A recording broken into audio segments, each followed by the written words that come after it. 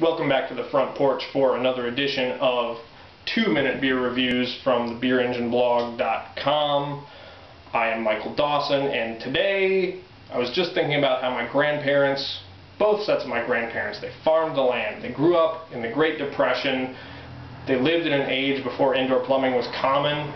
They farmed the land without the power of gas tractors, and today I raked some leaves. I'm still going to drink some farmhouse ale.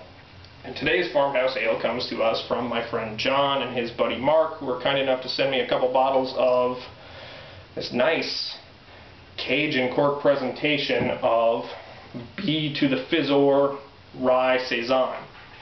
And reading between the lines on the recipe, I think I've got my math right here. The Fizz-our bees come from bourbon barrel Brettanomyces bruxellensis.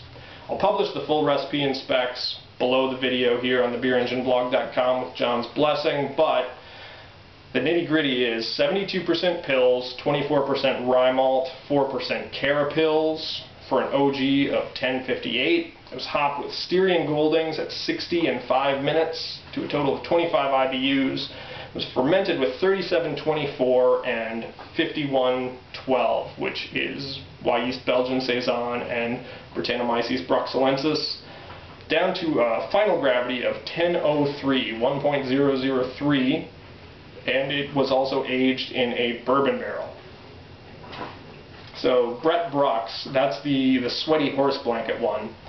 I don't get sweaty horse blanket out of this. I do get a lot of Brett in the nose. There's a really nice leathery, predominantly leathery, but a little bit earthy, a little bit fruity component to the nose.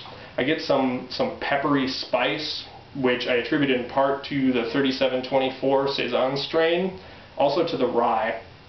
I get kind of a suggestion of bourbon. All of those characters are much stronger on the palate. They're expressed more strongly in the mouth than they are on the nose. I also get a lot more oak in the flavor than in the aroma of this beer. That vanilla, that wood smoke character that you think of with American whiskeys comes through a lot more in the flavor here. Really nice fruit character in this beer. It's very complex and multifaceted. It's different with each sip. I get green grapes, I get apples, I get pears. I get lots more of that leathery Brett character. And the rye comes through quite a bit more. It reminds me of a rye whiskey, especially with the oak, the suggestion of alcohol from that 7.3% ABV in this really highly attenuated Saison. But the mouthfeel on this beer, I think, is what is most amazing. It's oily, it's viscous, it's slick. If I didn't know it was 1003 from John having told me that in the specs, I would never have guessed it from the way this beer behaves on the palate. It seems much more full-bodied than it actually is.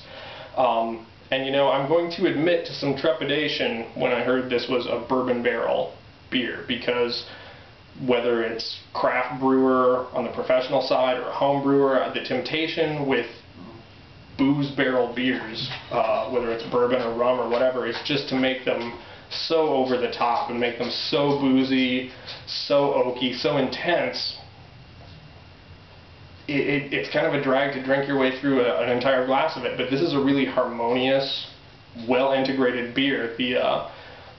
The barrel character and the booze character complements and enhances everything else. The other ingredients are all distinct. They stand out. You can pick out the rye. You can definitely pick out the Brett.